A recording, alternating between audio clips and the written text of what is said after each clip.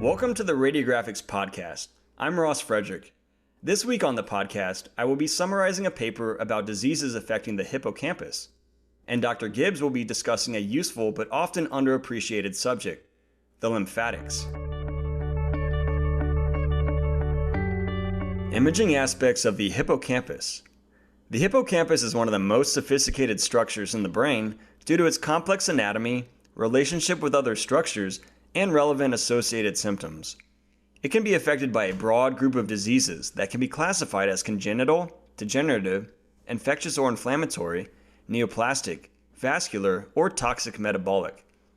It helps to categorize the diseases into nodular or space-occupying lesions and non-nodular pathologic conditions to guide the differential diagnosis.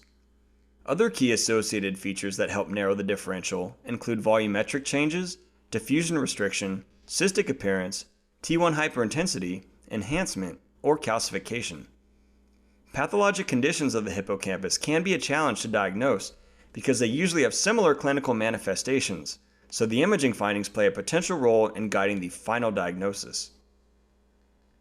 The hippocampus is situated in the hippocampal sulcus, immediately below the floor of the temporal horn of the lateral ventricle and above the parahippocampal gyrus, and can be divided into three parts: the head, body, and tail. This article covers the anatomy in more detail, but I will spare you the brain power of trying to envision the more intricate anatomy without visual aid. MRI is the workhorse for imaging the hippocampus due to its excellent contrast resolution. However, nuclear medicine can play a supportive role too. Brain perfusion SPECT and metabolic PET with FDG are the most common methods used. Both allow evaluation of hippocampal function and its output pathways directly, while also allowing assessment of limbic areas such as the posterior cingulate cortex. The main advantage of SPECT is that it can perform epilepsy studies in the ictal and interictal states, whereas PET can only provide information in the interictal setting. However, FDG PET has greater accuracy than perfusion SPECT for hippocampus-related disorders and can serve as an adjunct to MRI for differential diagnosis of neurodegenerative diseases. The algorithm provided by the article first classifies hippocampal diseases into non-nodular and nodular conditions. Let's start with non-nodular conditions, which means that they are not space-occupying. It is important to note whether findings are unilateral or bilateral to guide the differential diagnosis. Unilateral involvement is more commonly associated with neoplasia, mesial temporal sclerosis, ischemia, or transient global amnesia. Bilateral involvement of the hippocampus suggests a systemic cause such as toxic metabolic, degenerative, inflammatory, or infectious disease. However, it is important to note that frontotemporal degeneration, herpetic encephalitis, and autoimmune encephalitis are most commonly bilateral and asymmetric, but can also be unilateral. On the other hand, mesiotemporal sclerosis and transient global amnesia are generally unilateral, but can be bilateral. Let's talk about conditions that show volumetric reduction. Alzheimer's disease is a degenerative disorder and the most common cause of dementia. Imaging assessment of medial temporal atrophy is an important diagnostic biomarker. The classic earliest imaging pattern involves atrophy of the entorhinal cortex and eventually the hippocampus, followed by predictable involvement of the precuneus with sparing of the sensory motor strip. Although the pattern is bilateral, it is not always symmetric. Frontotemporal dementia is characterized by asymmetric frontal and temporal lobe atrophy that occurs with relative preservation of the posterior areas. Sometimes focal atrophy manifests with a knife edge appearance due to the marked brain volume loss. Evaluation of the hippocampus is one of the most difficult tasks in epilepsy. The most commonly reported lesion in mesial temporal lobe epilepsy is hippocampal sclerosis. The hallmarks of hippocampal sclerosis on MRI are atrophy and T2 flare hyperintensity, as well as loss of clarity of hippocampal internal architecture and loss of hippocampal digitations in a predominantly unilateral distribution. Hippocampal architectural asymmetry may be an independent predictor of the site of seizure onset in patients with otherwise normal MRI studies. Secondary findings may corroborate this diagnosis. There may be atrophy of the thalamus, ipsilateral fornix, or mammillary bodies related to the afferent and efferent pathways of the hippocampus. There is no restricted diffusion or enhancement. Let's discuss conditions that can show signal intensity changes on diffusion-weighted imaging. Autoimmune encephalitis is a group of neurologic diseases associated with antineuronal autoantibodies, which can arise independently or in association with cancer. Imaging findings are highly variable, with MRI findings ranging from normal results to nonspecific abnormalities to cortical thickening and T2 hyperintense lesions in the medial temporal lobes, sometimes with diffusion restriction and enhancement. It is important to remember that seizures are common symptoms of autoimmune encephalitis, and ictal changes may overlap. Imaging follow-up and EEG characteristics can help differentiate them. The brainstem, cerebellum, and basal ganglia may also be involved in autoimmune encephalitis. Infectious encephalitis with hippocampal involvement includes mainly herpes simplex encephalitis, or less commonly neurosyphilis and human herpes virus 6 disease. Herpes simplex encephalitis can occur with hemorrhagic features and often shows restricted diffusion abnormalities and gyral enhancement. The most common cause of post-transplant acute limbic encephalitis in children and adults is human herpes virus 6 and usually shows bilateral hippocampal T2 flare hyperintensity on MRI. Ictal changes can be seen in the hippocampus as it is one of the seizure-vulnerable structures in the brain. Imaging patterns can be unilateral or bilateral with cortical or subcortical enlargement, restricted diffusion, and T2 flare hyperintensity involving the mesial temporal lobe and hippocampus. Areas of the corpus callosum and ipsilateral pulvinar thalamus can also be involved, which helps narrow the diagnosis. The timing of image acquisition and seizure duration can affect detection of periictal MRI changes. It has been reported that the ADC changes in 4 stages during a seizure. Stage 1, initial hyperperfusion, usually without detectable ADC changes. Stage 2, predominantly vasogenic extracellular edema, which results in increased ADC. Stage 3, predominantly cytotoxic edema, which results in decreased ADC. And Stage 4, ictus-related neuronal loss and gliosis, resulting in increased ADC. The incidence of periictal imaging changes is much lower after a single seizure or seizure cluster than after status epilepticus. Perfusion MRI may demonstrate increased perfusion during the periictal phase. In interictal periods, the perfusion may be reduced. Suspected ictal changes require clinical and imaging follow-up to ensure resolution. Toxic and metabolic disorders include a wide range of pathologic conditions with hippocampal involvement.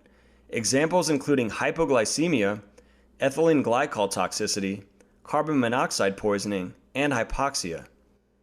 The imaging findings are cortical enlargement with restricted diffusion and T2 flare hyperintensity.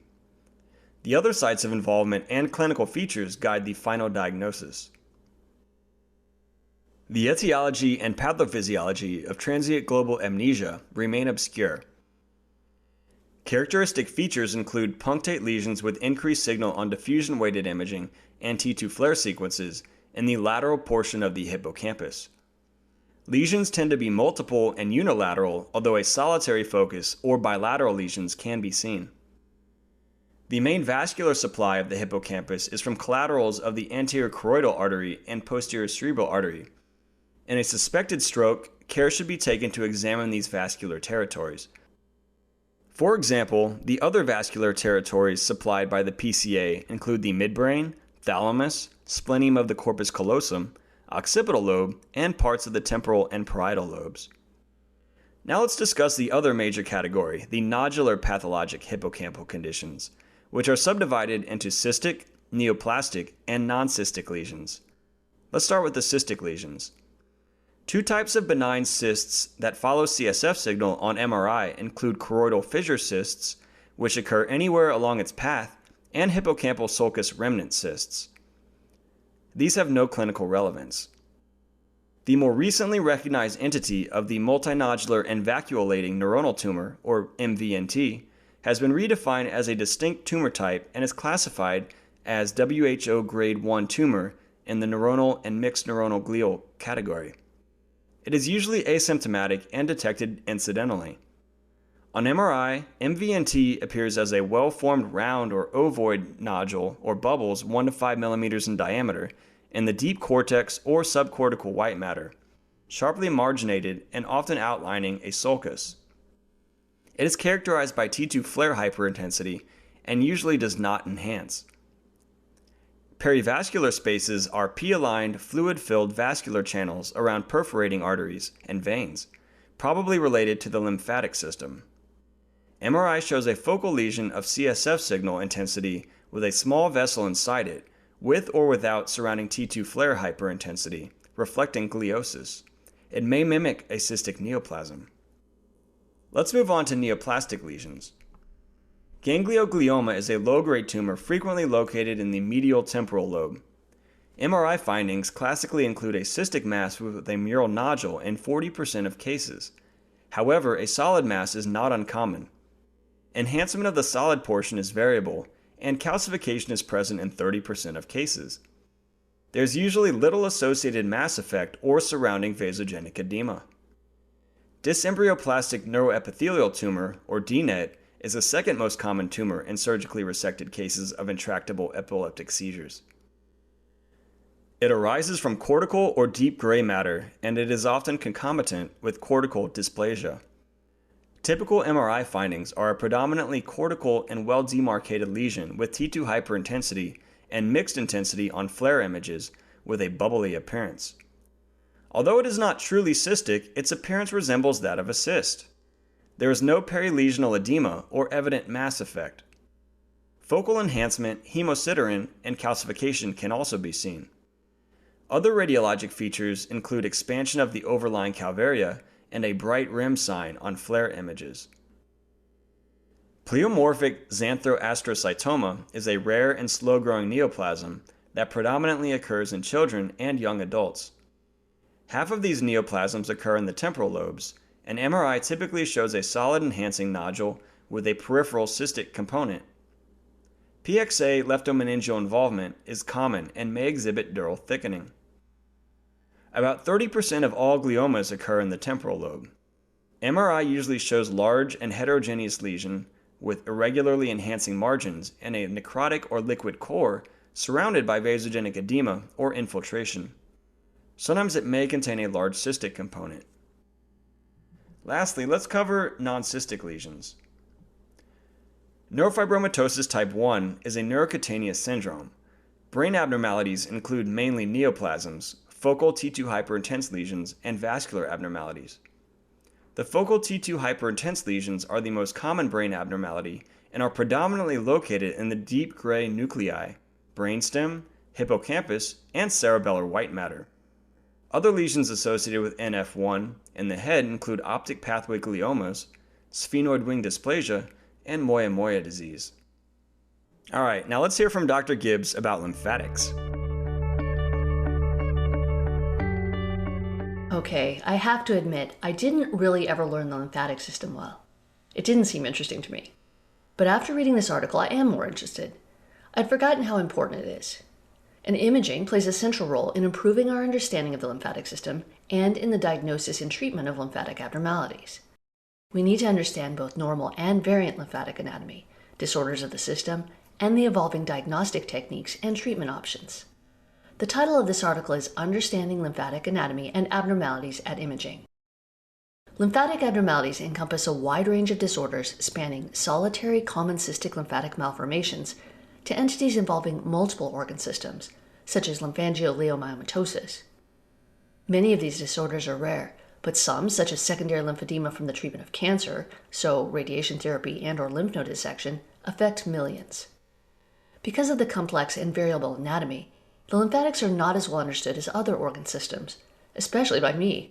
And further complicating this is the variability in the description of lymphatic disease processes and their nomenclature in the medical literature.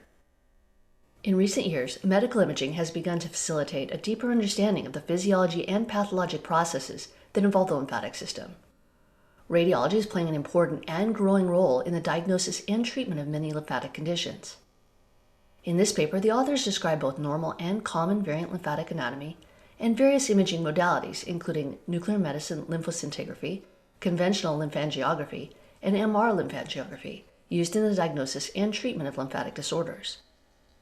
They then discuss imaging features of many of the common and uncommon lymphatic disorders, including primary lymphatic malformations, described by the International Society for the Study of Vascular Anomalies 2018 classification system, which includes microcystic, mixed, and macrocystic lymphatic malformations, and primary lymphedema. Secondary central lymphatic disorders are also detailed, including secondary lymphedema and chylous leaks, as well as lymphatic disorders not otherwise easily classified. The lymphatic system performs multiple important functions in the human body, including maintenance of fluid balance, absorption of fat from the digestive tract, and immune surveillance for infection and cancer. The lymphatics extend throughout the body, ultimately connecting to the central venous system. Yet despite the critical importance and extensive presence throughout the body, lymphatics are often overlooked on many imaging examinations, owing to small vessel size and variable anatomy, and the methods for imaging lymphatic tracts and lymphatic disease processes remain underdeveloped. With the emergence of new imaging techniques, including MR lymphangiography, as well as renewed interest in lymphatic treatment approaches, our understanding of the radiologic appearances of the system and the pathologic processes that may affect the system are growing. The central lymphatic anatomy is highly variable. In general, lymphatics from the pelvis and lower extremities, along with abdominal lymphatics from the bowel and liver, drain into the cisterna chyli. Chyle is a mixture of chylomicrons, I had to say that because I love that word, absorbed from the intestines, and clear lymph from the pelvis and lower extremities. The cisterna chyli is located behind the right diaphragmatic cruce at the T12 through L2 level and gives rise to the thoracic duct. It's often identifiable on cross-sectional imaging as an ovoid structure with fluid attenuation or signal intensity and may be mistaken for a lymph node, especially when large. The characteristic location, fluid attenuation or signal intensity, and connection to a tubular structure superiorly, which is the thoracic duct, can help differentiate it from a pathologic finding. The thoracic duct is the largest lymphatic channel in the body, collecting lymph from everywhere in the body except the right upper hemithorax, right upper extremity, and right side of the neck. Most commonly, the thoracic duct enters the thorax through the aortic hiatus and is located between the azygos vein and aorta. Once in the thorax, it crosses to the left at the T5 through T7 level, and then ascends to the level of C7. It finally drains into the venous system posterior to the left internal jugular vein, at its junction with the left subclavian vein, commonly referred to as the left venous angle. However, the anatomy of the thoracic duct is highly variable, with a single trunk reported in only 16% of cases. Multiple additional anatomic variants have been described. In patients with congenital heart disease who may have abnormal situs, anatomic variability in the appearance of the thoracic duct and cisterna chyli is more common. A smaller right lymphatic duct drains the right hemithorax, right upper extremity, and right side of the neck. It most commonly begins with the union of the right jugular, right subclavian, and right bronchomediastinal ducts, but again this anatomy is highly variable. Mirroring the thoracic duct, the right lymphatic duct typically joins the venous system at the confluence of the right subclavian vein and right internal jugular vein. In the lungs, lymphatics are present in the interlobular septa and subpleura along the bronchovascular structures. Disease processes that affect the lymphatics can therefore lead to thickening of the interlobular septa and peribronchovascular interstitium. From here, lymphatics coalesce and drain to the hyla and then into the mediastinal lymphatics. In comparison, fluid in the pleura drains through the stoma on the parietal pleura to the lymphatics along the ribs. Anteriorly, these lymphatics drain to the internal mammillary chain and posteriorly to the intercostal lymphatics. The stoma of the parietal pleura along the diaphragm can directly drain into the mediastinum, retrosternal lymphatics, and celiac lymphatics. Okay, now let's talk about imaging evaluation, and start with nuclear medicine lymphoscintigraphy. Lymphoscintigraphy can be performed to help detect abnormal lymphatic flow. In this procedure, a technetium-99m labeled probe, often sulfur colloid, is injected in the subcutaneous tissues between the toes of both lower extremities. This radiotracer is taken up by the lymphatics, and serial images are acquired to assess the progression of the radiotracer in the lymphatic system by using a gamma camera. Abnormal movement of the radiotracer can be seen in a variety of conditions, including lymphedema, chyle leak, etc. This technique is similar to sentinel lymph node mapping, except that the injection site in sentinel lymph node mapping is near the cancer. How about conventional lymphangiography? In one common method to perform conventional lymphangiography, the interventional radiologist first performs intranodal or pedal lymphangiography, usually with a thiodized oil, to help identify the cisterna chyli. When performed for assessment of chyle leak, this procedure is often therapeutic as well as diagnostic, as thiodized oil frequently leads to an interlymphatic inflammatory reaction, which may by itself result in chyle leak cessation. A drawback to the use of oil-based contrast for lymphangiography is the risk of symptomatic embolization to the lungs after draining into the venous system. Patients who undergo lymphangiography will usually have some oil in the pulmonary circulation, although this is not clinically significant in low doses. How about MRI techniques? Both the peripheral and central lymphatics can be imaged by using MRI. Two basic sequences are used, a heavily T2-weighted acquisition and pre-contrast and dynamic post-contrast breath-hold three-dimensional fat-saturated T1-weighted gradient echo acquisitions after administration of contrast. Generally, the heavily T2-weighted sequence covers the anatomy from the cervical to inguinal regions. This allows the depiction of larger central lymphatics and generalized edema and the localization and severity of lymphedema, ascites, and pleural effusion. This sequence also helps in the identification of cystic lymphatic malformations. However, smaller lymphatics within the organs and in the extremities frequently cannot be resolved with this sequence. Furthermore, T2-weighted imaging does not provide information relating to lymphatic flow and cannot localize regions of active chyle leak. For such information, you need dynamic post-contrast T1-weighted imaging. Dynamic post-contrast imaging of the lymphatics may be performed upstream of an injection site after intracutaneous or intranodal injection of gadolinium, allowing non-invasive assessment of lymphatic flow, detection of potential chyle leaks, and mapping of small lymphatic channels in the extremities. Intracutaneous injection is usually performed in the web spaces of the feet or the hands if upper extremity imaging is desired, and is commonly used for peripheral lymphatic imaging in patients with lymphedema, although some authors have described modifications to adapt this to imaging of the central lymphatic system as well.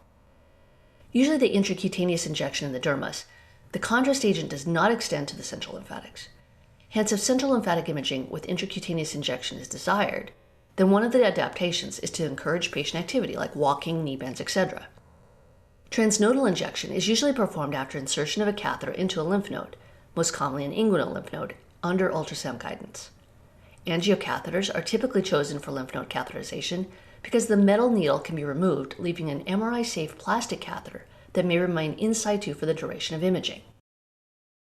Appropriate positioning can be confirmed by injection of a water-soluble contrast agent under fluoroscopy or by injecting saline under ultrasound and watching the lymph nodes increase in size. Needle position has also been confirmed by using contrast-enhanced ultrasound to directly visualize flow into the lymphatics. When well performed, intranodal gadolinium injection results in striking enhancement of the central lymphatics and thoracic duct with little or no venous contamination in the early post-contrast acquisitions. Similar to conventional lymphangiography techniques, central lymphatic MRI can be performed following intrahepatic and intramesenteric gadolinium injection, with the former showing benefit in diagnosis of protein-losing enteropathy. Access to the lymphatics is performed by using ultrasound guidance and confirmed at fluoroscopy with a water-soluble contrast agent. This is injected with the patient in a magnet at the similar rate with the intranodal injection, but the dynamic imaging is more frequent given that the transit time is more rapid. With intrahepatic MR lymphangiography, the contrast agent typically flows centrally to the liver hilum flowing to the cisterna chyli and thoracic duct. During intramesenteric MR lymphangiography, the contrast agent opacifies the mesenteric lymphatics before flowing to the cisterna chyli and thoracic duct. Now let's just talk very briefly about lymphatic disorders. There's a wide spectrum of lymphatic disorders ranging from congenital malformations to other processes leading to lymph and/or chyle accumulation or lymphatic flow abnormalities. There's too much in this paper to talk about here now, but I want to mention chyle leak and secondary lymphedema. Chyle leaks can be due to disruption or occlusion of abdominal lymphatic channels, cisterna chyli, or lymphatics superior to it. Trauma, most commonly iatrogenic injury from esophageal, heart, or vascular surgery, can lead to chyle accumulation in the thorax, pericardium, or abdominal cavity. Non-traumatic chyle accumulation can also occur secondary to obstruction from tumors or congenital pathologic conditions. There's limited evidence regarding optimal management of chyle leaks, but options include conservative treatment, interventional procedures, and surgery. Surgical or radiation therapy-related chronic inflammation and scarring in an extremity leads to disruption of lymphatic channels and subsequently to abnormalities in lymph drainage. Secondary lymphedema is an under-recognized disease with an estimated 200 million people worldwide with this condition. In the United States, lymph node dissection and radiation therapy, used for the treatment of cancer, is the most common cause of lymphedema. The skin may ulcerate and recurrent infections can occur. Traditionally, first-line approaches for treatment included skin care, manual lymphatic drainage with massage, exercise, and compression devices. However, in recent years, surgical treatments such as lymphovenous anastomosis and vascularized lymph node transplant have been used to manage lymphedema by restoring lymphatic drainage to an affected limb. In lymphovenous anastomosis, small lymphatics peripheral to a site of lymphatic obstruction are anastomosed to low-pressure venules, resulting in venous outflow of lymph from an extremity. As these surgical procedures are becoming more commonplace, so is MR lymphangiography of the peripheral extremities. In this setting, MRI is used for patient selection and surgical planning, not for lymphedema diagnosis. Specifically, dermal backflow on MR images may indicate a higher likelihood of benefit for reduction of lymphedema from lymphovenous anastomosis. Scientific evidence supporting the use of MRI for this is currently limited. Nevertheless, many surgeons consider it helpful and complementary to other preoperative imaging modalities such as lymphoscintigraphy. Alright, that's a lot. In conclusion, there's much more to this article, including more detail on the increasing role of interventional radiology in the treatment of these disorders. The complex anatomic and physiologic role of the lymphatic system continues to be an area of evolving knowledge. Imaging plays a central role in improving our understanding of this organ system and in diagnosis and treatment of lymphatic abnormalities.